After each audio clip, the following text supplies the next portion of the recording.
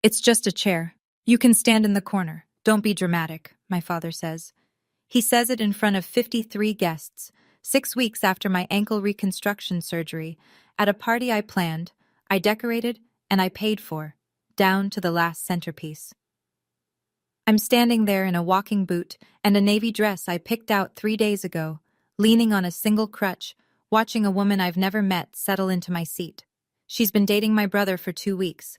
What my parents don't know is that I discovered something about my bank account 3 days earlier, something that makes just a chair the least of their problems. By the end of this night, it won't be me standing in the corner anymore. Before I go on, please take a moment to like and subscribe, but only if you genuinely connect with this story. Drop your location and local time in the comments. I love knowing where you all are listening from. My name is Ondine. I'm 34 and I'm an event planner in Ridgemont, Pennsylvania. Now let me take you back 6 weeks before that party. To the afternoon, everything started to crack. The floor at the Hargrove Estate venue is wet from overnight rain. I'm there to measure the tent footprint for a June wedding, my biggest contract of the year. I take one step down the stone stairs near the garden terrace, and my left foot slides out from under me like someone pulled a rug.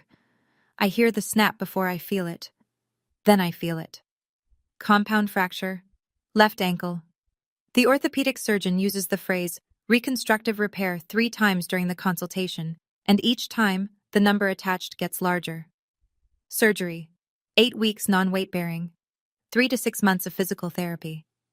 My career depends on being on my feet 10, 12 hours a day, walking venues, directing setups, sprinting across ballrooms when the florist delivers the wrong shade of white. I call my mother from the recovery room. My voice is still thick from anesthesia. I tell her what happened. Maureen Finch listens for about 12 seconds. "So you can still organize our anniversary party, right?" she says. "It's in 6 weeks. Not, 'Are you okay?' Not, 'Do you need anything?' Not even, 'That sounds painful.' Just the party, their 40th. "Yeah, Mom," I say. "I can still do the party." "Good, because your father's been looking forward to it." She hangs up. I stare at the ceiling tiles, still groggy, still numb from the waist down. The nurse comes in to check my IV. Rachel Voss, my colleague, my closest friend, is the only person sitting in the visitor's chair. She drove me to the hospital. She's the one who called my insurance company. No one from my family comes. Not that afternoon, not the next day, not once during the entire recovery. Rachel brings me soup on day 3. My mother sends a text on day 5. "Don't forget, the caterer needs a final head count by the 20th. Here's the thing about being the responsible child. Nobody ever asks how you became responsible. They just expect it. Like gravity. Like weather. 3 years ago, my parents were 3 months behind on their condo rent. Gerald, my father, had just been laid off from the paper mill outside Ridgemont. Maureen has never worked a paying job in her life. The landlord filed eviction papers on a Tuesday. By Friday, I'd bought the condo. Cash from my savings. $87,000. I put my name on the deed, set up a lease at $400 a month. Market rate is $1,400. I also opened a joint savings account, mine and Gerald's name, so they could access funds in a genuine emergency. I seeded it with $22,000. My physical therapy reserve, my safety net. In 3 years, my parents have paid rent on time exactly 0 months out of 36. Every emergency withdrawal has gone to the same place, my brother Brent. Brent's car repair. Brent's speeding ticket. Brent's bail after his second DUI. Last month, Maureen called asking for $3,200. "The water heater's shot," she said. "We'll freeze." I transferred it within the hour.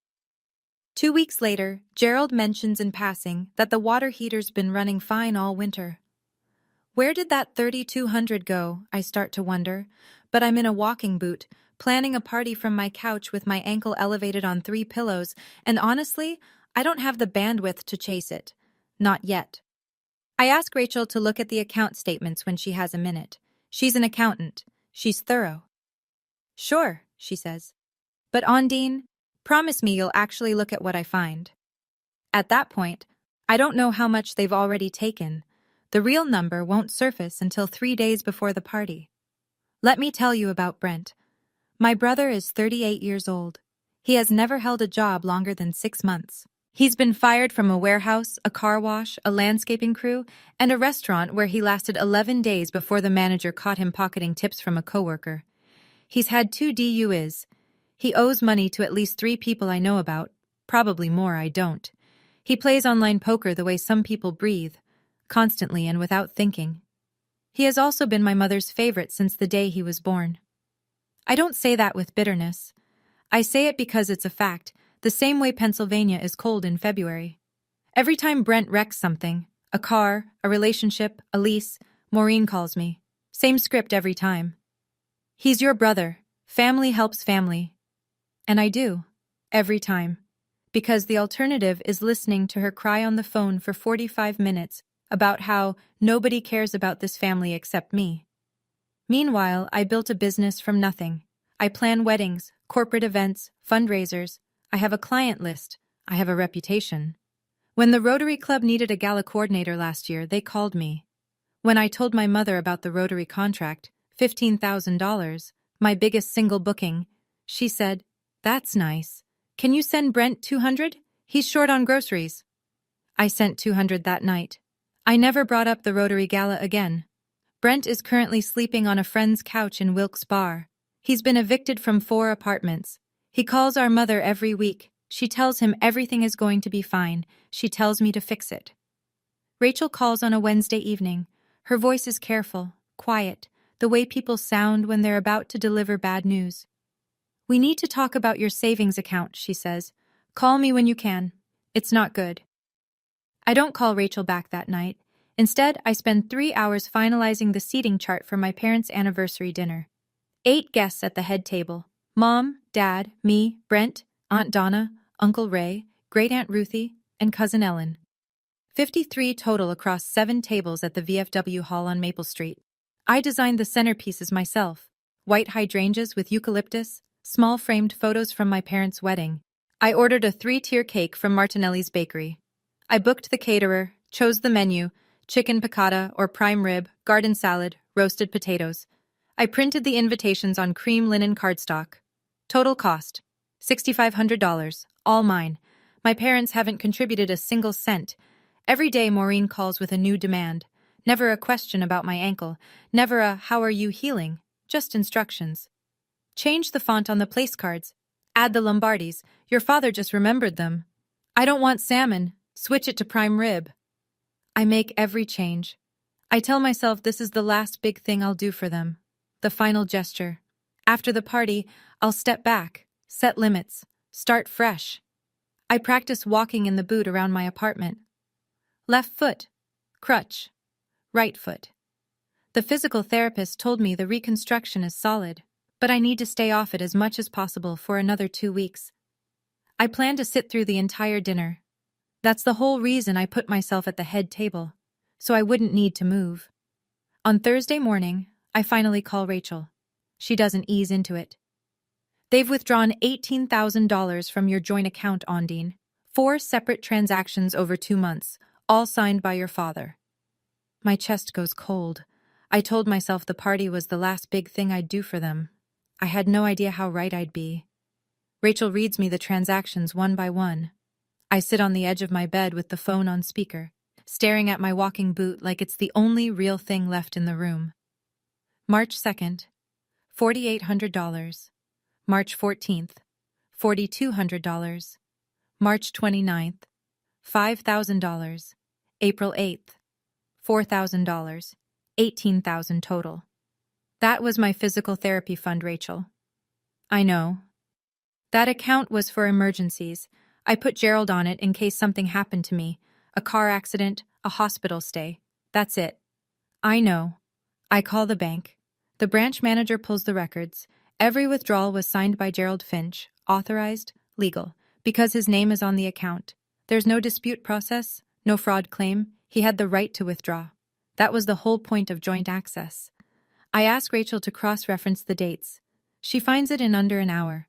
The $4,200 on March 14th went directly to Ridgemont Pawn and Trade. The same day Brent's truck was repossessed for unpaid loans. Another chunk lines up with a payment to the Luzerne County Clerk of Courts. Brent's second DUI fine, $18,000. 6 months of physical therapy my insurance won't cover. The difference between walking normally again and limping for the rest of my life. My career is standing, literally standing, on concrete floors, on grass, on gravel parking lots, for 10 or 12 hours at a stretch. Without full rehabilitation, I'm done. Ondine, Rachel says quietly. This isn't a mistake. This is a pattern. I sit with that sentence for a long time after she hangs up. Then I open my laptop and pull up the lease agreement for my parents' condo. Renewal date, April 30th. 45 days away. I haven't signed the renewal. I print the non-renewal form, just in case. I sit alone that night in my apartment. The walking boot is propped on a pillow. The non-renewal form is on the kitchen table, unsigned. The SAOK, the account statement, is next to it. Every withdrawal highlighted in yellow. I do the math. Without the $18,000. No outpatient physical therapy. My insurance covers the surgery, not the rehabilitation. I can do basic exercises at home, but the specialist program, the one Dr. Henley specifically recommended, costs $3,000 a month for 6 months. Without it, the odds of full recovery drop significantly. If my ankle doesn't heal right, I limp. If I limp, I can't run a venue setup. If I can't run setups, I lose contracts. If I lose contracts, I lose everything I've spent 12 years building. And if I stay quiet? If I swallow this the way I've swallowed every other withdrawal, every other emergency, every other lie about a water heater that was never broken? My father will keep withdrawing. There's still $7,000 left in that account. Brent will keep gambling. Maureen will keep calling. I'll keep paying for their condo, their son's mistakes, their entire lifestyle, until there's nothing left of me. Or I look at the non-renewal form, 30 days notice, legal, clean, my right as the property owner. Not an eviction, a decision not to renew a lease that's been violated 11 months out of 36. I pick up a pen, then I put it down. I'm not ready yet. I need to hear what they say first. I need to give them one chance to tell the truth. I call my mother the next morning, Sunday, 3 days before the party. I wasn't ready to make that call yet, but I folded the non-renewal form into thirds and tucked it inside my clutch, just in case. Mom, I need to ask you something about the savings account. 3 seconds of silence. I count them. What about it? Maureen says. $18,000 is gone.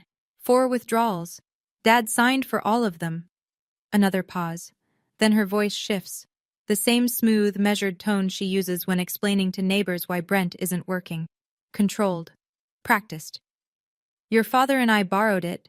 We were going to tell you. It's been 2 months, Mom. We've been busy with the party. Where did the money go? Bills? The water heater replacement? You know how expensive things are right now. The water heater Dad told me was working fine? Silence. And the $4,200 to Ridgemont Pawn and Trade? That's when the tone changes. No more smooth, no more measured. Are you spying on us now? Is that what we raised you to be? I don't raise my voice. I'm reading my own bank statement, Mom. That money was a family emergency. Brent needed help. Brent always needs help. He's your brother. Gerald's voice comes from the background. He must be on speaker. Your mother's right. We'll pay it back. Let's not ruin the party over this. Pay it back how, Dad? You're on a pension. Mom doesn't work. We'll figure it out. We always do. They always do. Which means I always do. I tell them I need to go. Maureen gets in one last sentence before I hang up. Her voice drops to something hard and flat, like a door closing. And don't you dare bring this up at the party. You'll embarrass the whole family. I stare at the phone for a long time. Then I open my clutch, take out the non-renewal form, and sign it. The VFW hall on Maple Street looks exactly the way I planned it. White tablecloths, hydrangea centerpieces, a banner stretched across the far wall, 40 years of love. The string lights I ordered cast a warm amber glow across the hardwood floor. I did all of this from my couch with a broken ankle and a laptop. I arrive at 6:15, 15 minutes before the guests. Walking boot, crutch under my right arm, navy cocktail dress, hair pinned up in a twist, small pearl earrings. My clutch is tucked under my left arm. Inside it, the signed non-renewal notice, folded into thirds. The bank statement, 4 withdrawals highlighted in yellow. I zipped the clutch closed this morning and haven't opened it since. Everything I might need is in here. The hall fills quickly. Uncle Ray and Aunt Donna come in first, then the Lombardis, then Great-Aunt Ruthie, 78 years old, using a cane and still sharper than anyone else in the room. Cousin Ellen, Donna's daughter, 30, wearing a green wrap dress, spots me near the entrance and rushes over. She hugs me. "You look great. Mom was worried about you." "Worried how?" Ellen hesitates, glances toward the head table where Maureen is smoothing a napkin. "Just worried." I let it go. For now. I check the head table. 8 place cards, exactly as I arranged them. My seat is at the far end, next to Aunt Donna, close enough to be part of the family, far enough that I won't need to get up. Maureen and Gerald are already at the center, greeting people with matching smiles. They haven't looked at me once. I sit down. My ankle throbs the second I lower my weight. But I'm sitting. That's what matters. Or so I think. Ellen comes back 10 minutes later. She slides into the chair next to mine, Uncle Ray's seat, but he's at the bar, and leans in close. "Okay, I need to tell you something," she says, "and I don't want you to get upset." That's never a good start. "Your mom told my mom you've been taking a lot of painkillers since the surgery, like a lot." I set my water glass down. "What exactly did she say?" "She said you were dependent, that you haven't been yourself, that you might, her words, cause a scene tonight." I look across the room at Maureen. She's laughing with Gerald's cousin, one hand on his arm, the picture of warmth, the perfect hostess. At a party she didn't plan, didn't pay for, and didn't lift a finger to organize. Now I understand the looks. When I walked in, 2 of my father's aunts glanced at me sideways, then quickly away. I thought it was the boot. It wasn't the boot. Maureen built a story before I even arrived. If I say anything tonight about the money, about the account, about any of it, the narrative is already set. Ondine's on pills. Ondine's unstable. Poor Maureen, dealing with such a difficult daughter. She didn't just take my money. She took my credibility. Before I even walked through the door. I look at Ellen. "I stopped taking painkillers 2 weeks after surgery. I'm on over-the-counter ibuprofen. That's it." "I believe you," Ellen says. "I just thought you should know." "Thank you." She squeezes my hand and goes back to her seat. Aunt Donna settles in beside me, her reading glasses perched on her nose. She pats my arm without a word.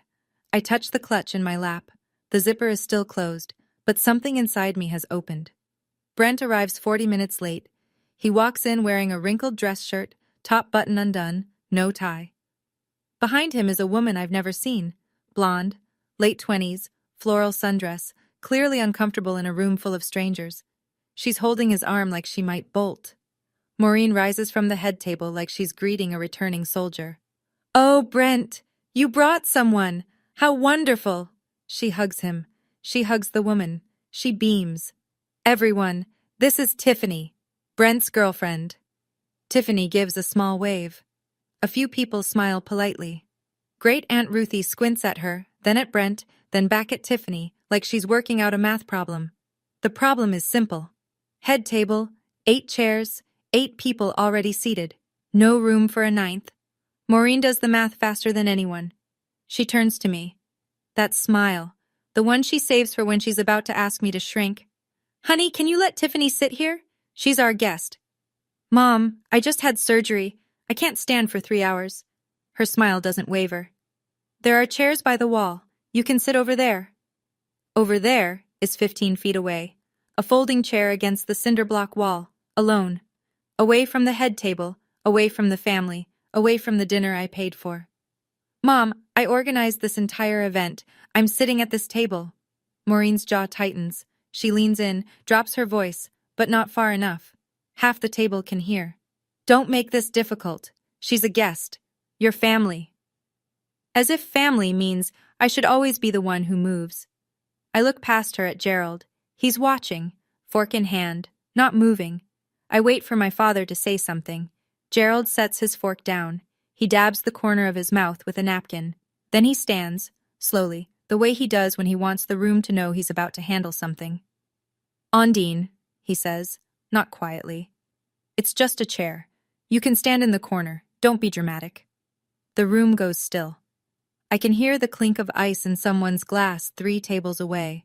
The caterer pauses mid-stride near the kitchen door. 53 people and nobody is chewing. Brent leans against the wall behind Tiffany's new chair. He shrugs. Yeah, it's not that deep. Tiffany looks down at the tablecloth. She can feel the weight of something she doesn't understand yet. From the far end of the table, Great Aunt Ruthie speaks. Her voice carries the way it always has, clear and unapologetic. That girl just had surgery, Gerald. What's the matter with you? Gerald doesn't look at her. He looks at me, waiting. I look down at my walking boot. The Velcro straps, the stiff plastic shell holding my ankle together. 6 weeks of healing, 6 weeks of planning this party from a couch. I stand up. It takes effort. The crutch catches on the chair leg. My ankle screams as my weight shifts. Aunt Donna half rises to help me, but I shake my head. I can do this myself. My clutch slips from my lap as I push back. It falls open just slightly, a flash of white paper visible inside. Aunt Donna glances at it. She says nothing. I pick it up, close it, tuck it under my arm. Tiffany sits in my chair without meeting my eyes. Gerald smooths his napkin. See? No big deal. Let's enjoy the evening. No big deal. The story of my entire life in this family. The corner is exactly as cold as it looks. I lean against the cinder block wall near the emergency exit. The crutch props under my right arm. My left ankle pulses with a dull, deep ache, the kind the surgeon warned me about. Don't stand on it for extended periods. The hardware is still settling. From here, I have a perfect view of the head table. My hydrangea centerpiece. My place card, Ondine in calligraphy I chose, now pushed aside to make room for Tiffany's plate. Maureen is pouring wine. Gerald is slicing into prime rib. Brent is telling a story with his hands, grinning at something I can't hear. Nobody brings me a chair. Nobody offers their seat. Nobody walks over. The caterer, a woman named Janet, whose company I've hired for 4 events this year, passes with a tray. She stops, looks at me, frowns. Ms. Finch? Why are you standing? Let me get you a... I'm fine, Janet. Thank you. She hesitates, then moves on, glancing back once. 2 minutes later, Aunt Donna appears at my side. She's carrying her own plate, as if she just happened to wander over. But I know Donna. Nothing she does is accidental. This isn't right, she says quietly. And you know it. I know. What are you going to do? I look at the clutch under my arm, the paper inside it, the signature I put on that form the morning after my mother told me not to embarrass her. I haven't decided yet. Donna looks at me for a long moment. Then she says something I'll carry with me for a long time. I've watched your mother do this for 30 years. You don't owe her a corner. She walks back to her seat. I stay standing, but not for much longer. Someone clinks a glass. The room settles. Maureen stands at the head of the table, one hand pressed to her chest like she's about to deliver a eulogy. Her eyes are already glistening, a skill she's perfected over decades. I just want to say a few words, she begins. 40 years with this man, 40 years of building a family, a home, a life. She looks at Gerald. He nods, the good husband. We've been blessed with 2 wonderful children. Brent, she pauses, reaches for his hand. Who's finding his way, and who brought this lovely young woman into our lives tonight? Tiffany, welcome to the family. Tiffany smiles nervously. Brent squeezes her shoulder. I wait. And of course our friends and family who came out tonight. We're so grateful. That's it. She's done. From somewhere near the bar, Great Aunt Ruthie's voice cuts through the applause. Maureen, aren't you going to thank Ondine? She put this whole thing together. A few heads turn toward the corner where I'm standing. Maureen blinks. Her smile recalibrates. Oh, of course. Ondine helped too. Helped. Like I carried in a casserole dish. Like I showed up an hour early to set out napkins. Not like I spent 6 weeks organizing every detail from a hospital bed. Not like I wrote a $6,500 check for this room, this food, these flowers. Helped. I tighten my grip on the clutch. At that moment, I make my decision. Not out of anger, out of clarity. I stood there listening to my mother thank everyone in the room except the person who made that room possible. And I thought, have you ever been the invisible one? The one who pays, who plans, who shows up but never gets mentioned. If you've ever stood in that corner, literally or figuratively, tell me in the comments, what was your last straw? I'd really love to know. Brent finds me by the wall 10 minutes later. He's holding a beer, his third, from the look of it, and wearing the expression of someone who believes he's being generous. Don't take it personally, sis. He says it loud enough for the two couples at the nearest table to hear. Mom just wants everything perfect tonight. I organized everything tonight, Brent. He grins. That grin, the one that says nothing I do is serious enough to count. Yeah, well, that's kind of your thing, right? Planning parties? My thing. Like it's a hobby. Like I don't have a business license, a client roster, and a tax ID number. I don't respond. He takes a swig, satisfied, and drifts back toward the head table. But he doesn't make it there. Tiffany meets him halfway. She's got her purse strap in both hands, twisting it. Brent, she says, can I talk to you for a second? He waves her off. Not now, babe. She ignores that. She walks up to me instead. Her voice is low, uncertain. Hey. I didn't know there weren't enough chairs. Brent told me you offered to switch. He said you were fine with it. I look at Brent. He's frozen mid-step, beer halfway to his mouth. I didn't offer anything, I tell Tiffany. But it's not your fault. She stares at me. Then she turns to Brent. Her face shifts, something clicking into place. You told me she was cool about it, she says. Brent shrugs. Can we not do this right now? But the two couples at the nearest table heard every word. One woman looks at her husband. He raises an eyebrow. The cracks are starting to show, not just in my family, in the story Maureen built around it. Dinner service begins. Plates of chicken piccata and prime rib move from the kitchen to the tables in steady waves. The smell of rosemary fills the hall. I'm still standing. No chair, no table assignment, no plate. The caterer didn't set a place for me at the wall because, why would she? I'm supposed to be at the head table. Aunt Donna notices. She stands, takes her own plate, and carries it to me with a fork and knife wrapped in a napkin. Here, eat something. Maureen sees this from across the room. She's on her feet in seconds, weaving between tables with the efficiency of someone used to controlling every room she's in. Donna, don't encourage her. She says it loud enough for half the hall to catch. She's making a scene standing there looking miserable. She could sit at the kids' table if she really wanted. The kids' table. I'm 34 years old. I own the building my parents sleep in. I run a business. And my mother just told a room full of relatives I belong with the 8-year-olds. Aunt Donna doesn't flinch. Maureen, she has a broken ankle. It's not broken. She exaggerates everything. It was surgically reconstructed 6 weeks ago. She's walking, isn't she? It can't be that bad. From the head table, Gerald's voice. Can we please just eat? That sentence. That tired, dismissive, conversation-ending sentence. The verbal equivalent of a man pulling a blanket over his head. I set Donna's plate down on the nearest table.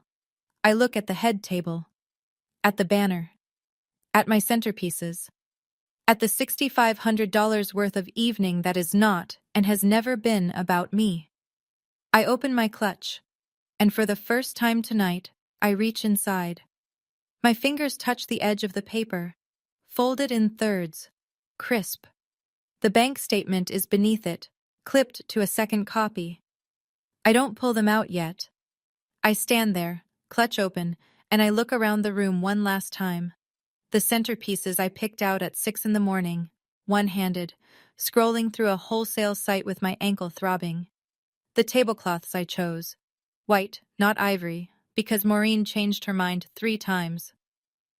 The string lights I called 4 vendors to find because the first 3 were out of stock. $6,500. And she said I helped. I look at the head table. My mother's wine glass, half empty. My father's clean plate. Brent's third beer. Tiffany sitting in my seat, her napkin barely touched, looking like she wants to disappear. I think about the joint account.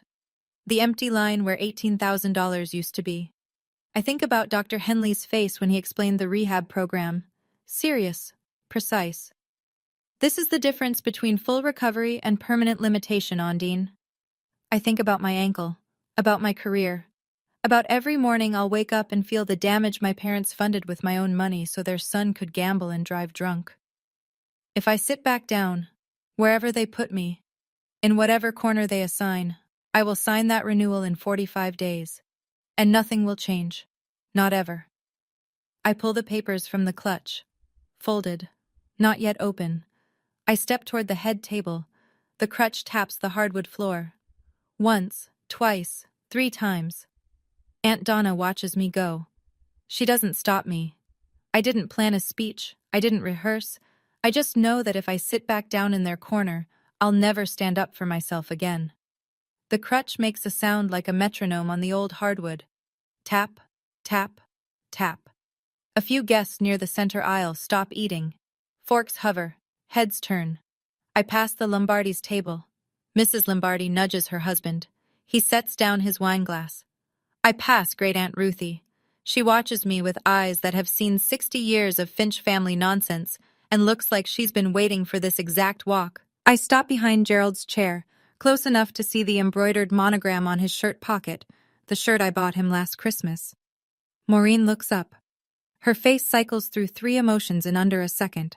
Surprise, annoyance, fear. Ondine. Her voice is a whisper that wants to be a command. Sit down. Not here. I've been standing for an hour, Mom. On a reconstructed ankle.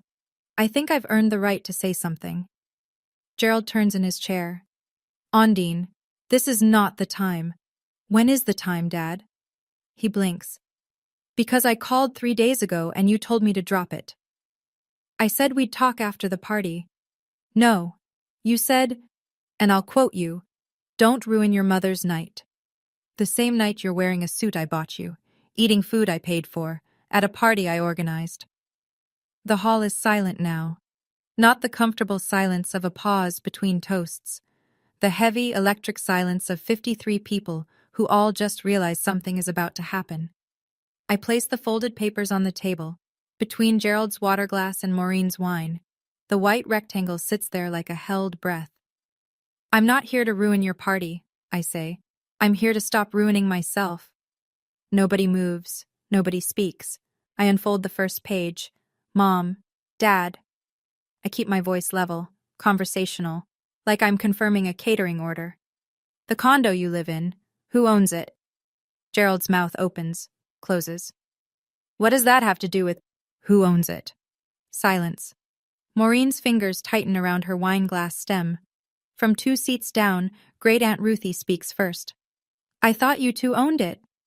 They don't. I look at Ruthie when I say it, then back to the table. I bought it 3 years ago, when they were 3 months behind on rent and facing eviction. I own the property. They pay me $400 a month. Market rate is $1,400. The whispers start immediately. Low, scattered, like wind through dry leaves. Uncle Ray leans forward in his chair. Cousin Ellen's eyes go wide. A woman I barely recognize at table 6 turns to her husband and mouths something. Maureen's hand lifts from the table.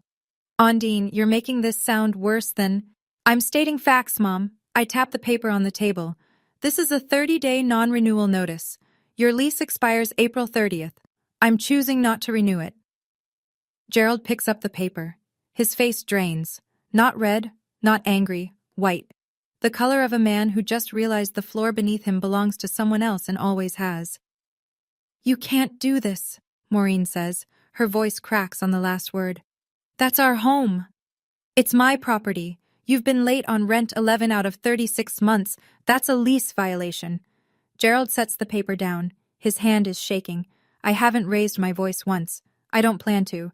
The facts are loud enough on their own. But I'm not done. There's something else, I say. And I reach for the second document. The bank statement is a single page, 4 lines highlighted in yellow. I place it flat on the table so Gerald and Maureen can both see it, and I don't whisper. 6 weeks ago, I had ankle reconstruction surgery. The $18,000 I saved for physical therapy was in a joint account for emergencies. Dad withdrew every penny, 4 transactions, 2 months. The room holds its breath. Gerald stares at the yellow highlights. He doesn't touch the paper. We were going to pay it back. Where did it go, Dad? Nothing. I turn to Brent. He's leaned back in his chair, arms crossed, jaw tight. For the first time tonight, he's not grinning. It went to Brent's gambling debts, I say, and his DUI fines, and a pawn shop on Route 9. Brent's chair scrapes the floor as he stands. You don't know what you're talking about. 4,200 to Ridgemont Pawn and Trade. March 14th, the day your truck got repossessed. He sits back down, slow, like the air went out of him. The whispers in the hall are louder now. Not whispers anymore, low voices, sharp intakes of breath, a chair creaking as someone leans forward. At table 4, a woman covers her mouth with her hand. Uncle Ray is staring at Gerald with an expression I've never seen on his face before. Tiffany looks at Brent, then at me, then back at Brent. Something in her face changes. Not anger, recognition, the slow understanding of someone who's starting to see the shape of a lie she's standing inside. From the end of the head table, Aunt Donna rises to her feet. Her voice carries across the silent room. Maureen, is this true? You took her surgery money? Maureen stands up. The tears come instantly, the way they always do, on cue, perfectly timed. She presses a napkin to her face and draws a shuddering breath. This is exactly what I was afraid of, she says. Her voice trembles. Undine has been under a lot of stress. The painkillers after her surgery, she hasn't been herself. I let the sentence land, let the room absorb it. Then I respond. I'm not on painkillers, Mom. I stopped taking them 2 weeks after surgery, ibuprofen only. Dr. Henley can confirm. Maureen shakes her head, tears streaming. You're confused, sweetheart. You don't even realize... Wait, Cousin Ellen is standing now. Her green wrap dress catches the light as she steps out from behind her chair. Aunt Maureen, you told my mom that Ondine was addicted to pills. Those were your words. You said she was out of control. A ripple moves through the hall. A low, what? From somewhere near table 3.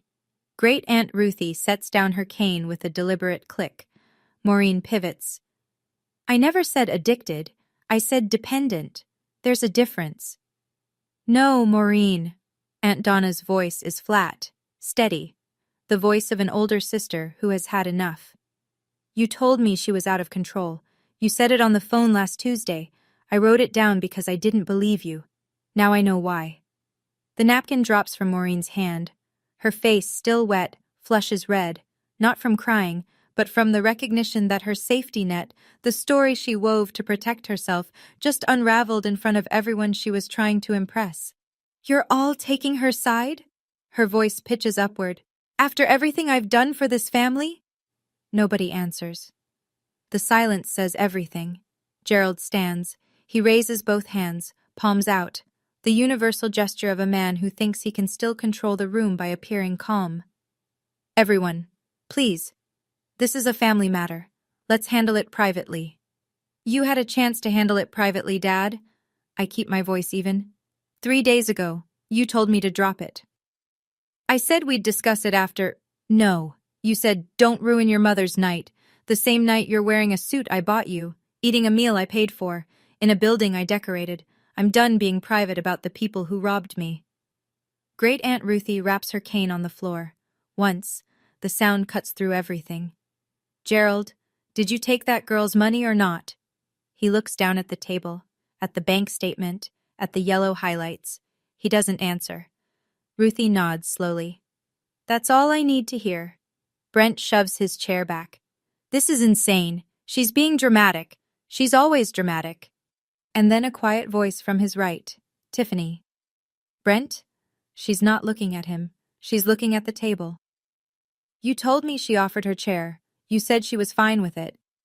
Tiffany, stay out of... That wasn't true, was it? He doesn't answer either. The silence runs in the family. Tiffany picks up her purse from the back of the chair, my chair, and stands. She doesn't say goodbye to Brent. She doesn't say anything else at all. She just walks toward the far end of the hall and sits down next to Great Aunt Ruthie, who pats her hand once without a word. The head table now has an empty seat. The irony isn't lost on me.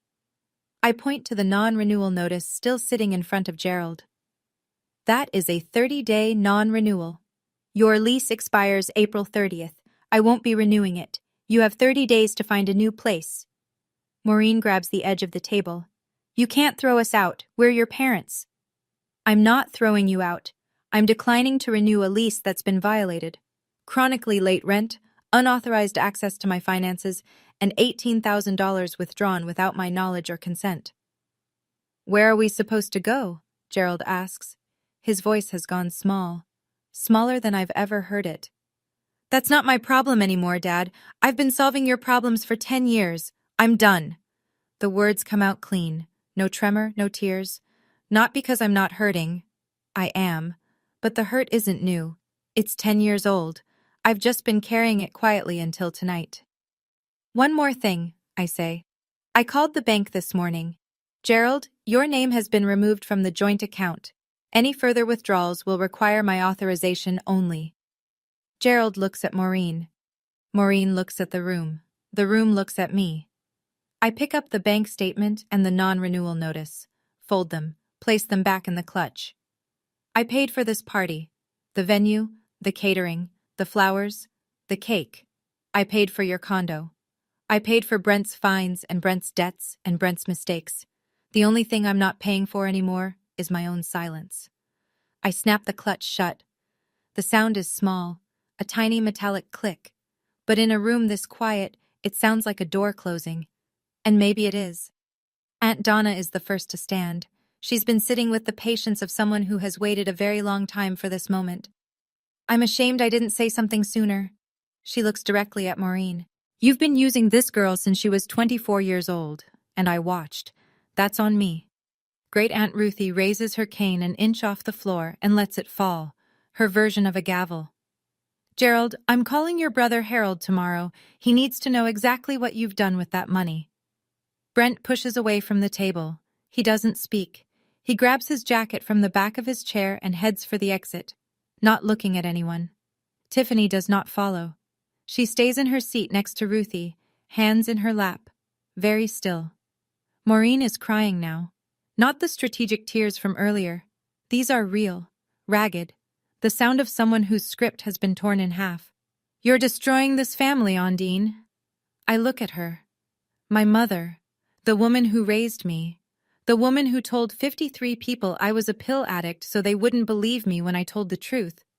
No, Mom, I'm leaving it. There's a difference. At tables across the hall, people are standing, murmuring, reaching for coats. Uncle Ray shakes his head slowly. Two of Gerald's co-workers from the mill quietly collect their wives and move toward the door. But a few come toward me, Gerald's cousin Frank, a neighbor from Elm Street. They put a hand on my shoulder. A quick squeeze. They don't need to say the words. Gerald doesn't stand. He sits in his chair at the head of a table that no longer feels like the head of anything, staring at the folded paper in front of him. You can cry, Mom, I say, but you can't rewrite what happened, not tonight. I collect my crutch, tuck the clutch under my arm, and I walk toward the door. The walk takes longer than it should. The boot, the crutch, the hardwood floor that I spent 2 phone calls negotiating to rent, because Maureen wanted a hall with real floors, not that rubber nonsense. Every step echoes. Nobody stops me. Aunt Donna catches up near the exit.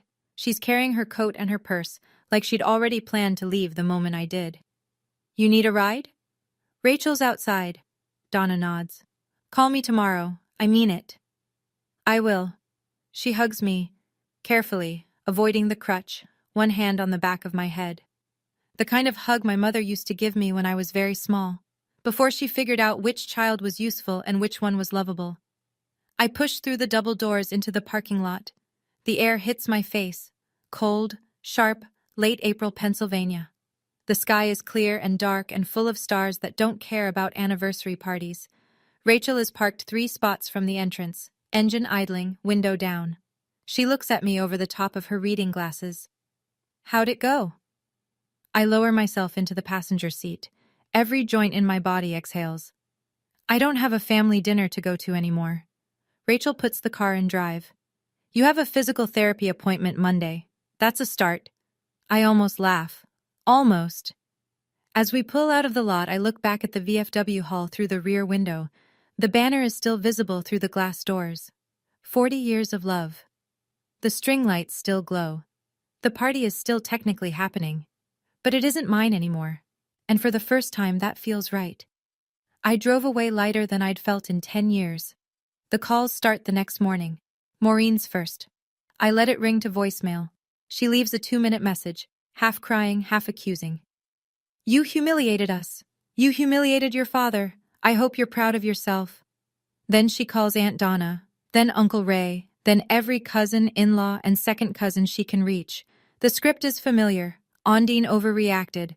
Ondine is unstable. Ondine needs help. It doesn't work. Too many people were in that room. Too many of them saw me standing on a broken ankle while a stranger sat in my chair. Too many of them heard Gerald say, "It's just a chair," and watched Maureen call me a pill addict when the bank statement was on the table. You can't rewrite a story 53 people watched happen. Aunt Donna calls me at noon. Your mother called me crying. I told her the same thing I'm telling you. She brought this on herself. Cousin Ellen texts. I'm sorry I didn't say more. I should have. Love you. Great Aunt Ruthie, who uses Facebook the way she uses a cane, with precision and force, posts in the family group that evening. What I saw last night broke my heart. Not because of what Ondine did, because of what was done to her. That girl deserved better from her parents. Shame on whoever disagrees. 14 reactions within an hour. All hearts. Gerald sends me one text on Monday. Can we talk? I don't respond. Not yet. I'm not punishing him. I'm just not ready. There's a difference. By Tuesday, the count stands at 4 family members who've reached out to support me directly. 2 who've told Maureen they need space. 1 who uninvited her from a May baptism. The corner is empty now, and I'm not the one standing in it. The practical math is brutal and simple. Gerald's pension from the mill pays $1,900 a month. Maureen has no income. At $400 a month, my condo was a lifeline they never acknowledged. At market rate, $1,400, they can't afford it. And I'm not renewing the lease regardless. By mid-May, they find a 1-bedroom apartment in Dunmore, 20 minutes farther from town. It's smaller, older. The hallway smells like carpet cleaner. Gerald carries boxes in silence. Maureen, I'm told, cries through the entire move. I'm not there for it. I'm not invited, and I don't ask. Brent disappears for 2 weeks after the party. His phone goes straight to voicemail. Tiffany, I learned from Ellen, broke up with him the following morning. She said she couldn't trust a single thing he told her, Ellen reports. Smart girl. No one in the family offers Brent money anymore. Not because they all suddenly hate him, but because now they know where the money goes. Awareness is a powerful disinfectant. 3 weeks after the party, Gerald calls. Not a text this time. A call. His voice is low, stripped of the authority he wore like that monogrammed shirt. I made a mistake, Ondine. I know, Dad. I should have told you. I should have asked. You should have. But a mistake is once. This was a system. Long pause. I hear him breathing. What do you need from me? He asks. $18,000.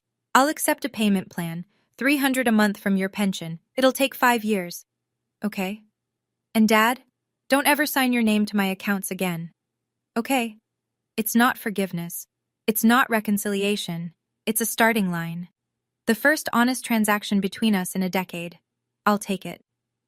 The physical therapy clinic on Grant Street has fluorescent lights and a faint smell of rubbing alcohol. It's not glamorous. But when Dr. Henley reviews my intake and says, "We can start the full program next week," I nearly cry in the waiting room. I pay for the first month with what's left in my personal savings, plus the first installment from Gerald. $300, deposited on time.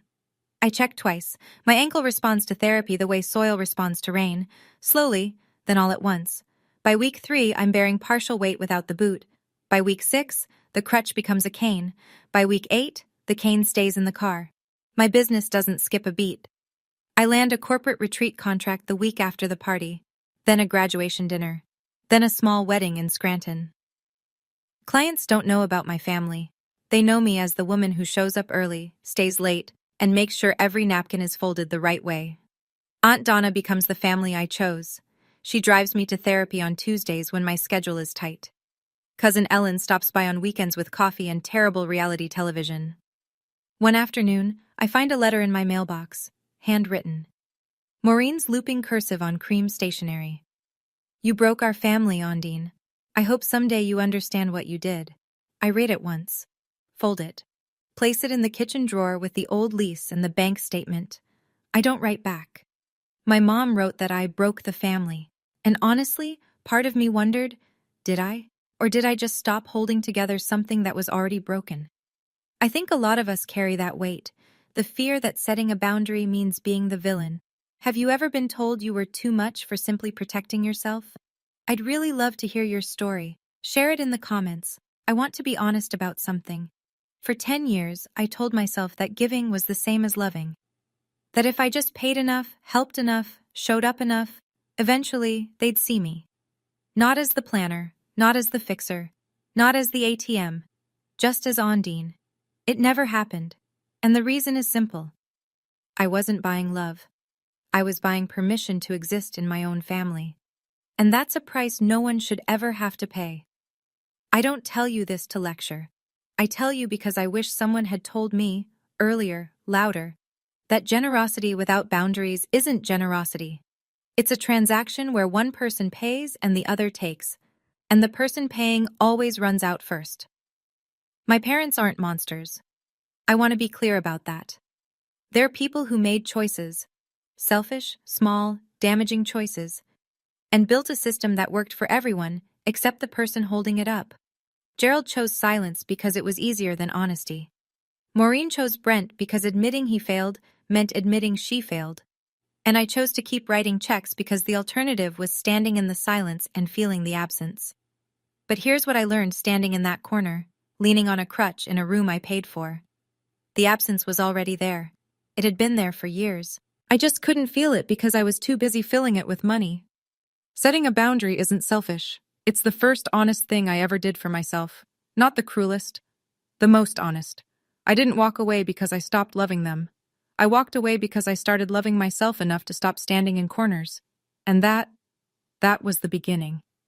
4 months later. My ankle is at 80%. I walked 2 miles yesterday without pain, the first time since the accident. I wore heels to a client meeting last Saturday. Low heels, but still. Heels.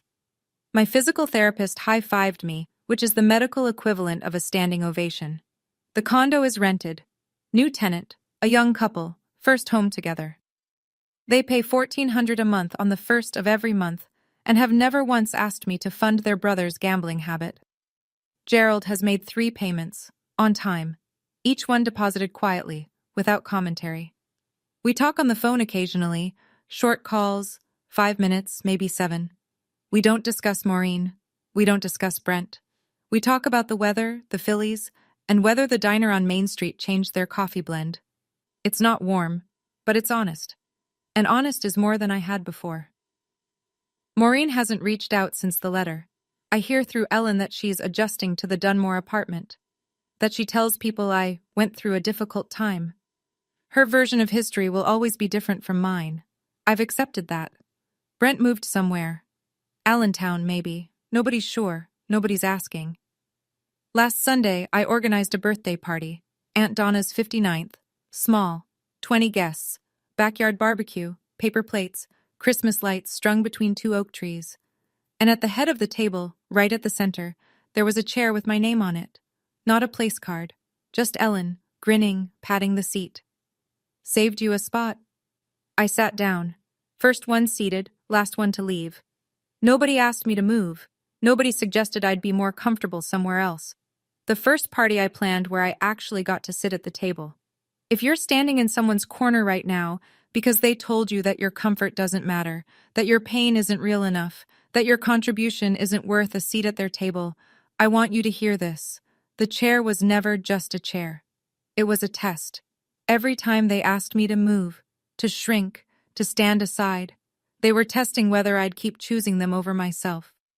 And for 10 years, I passed that test, every single time.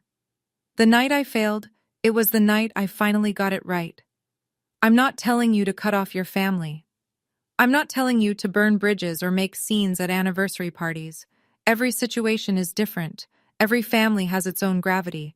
But I'm telling you this: when your health, your finances, and your dignity are under attack, and the people attacking them are the ones who are supposed to protect you, a boundary isn't optional. It's survival. I don't carry anger anymore. I carry clarity. I know what I'm worth, and I know what I'm willing to pay. Those two numbers finally match. And for the record, my ankle is doing great. I wore heels last Saturday for the first time in 6 months. Proper heels, 3 inches, navy blue to match the dress I bought myself. They were spectacular. Thank you for staying with me through this. If this story meant something to you, hit subscribe and that notification bell so you don't miss the next one. I've linked another story in the description that I think you'll connect with. It's about someone who was told they owed their family everything until they found out what their family really owed them. Go check it out. And remember, your peace is not negotiable. I'll see you in the next one.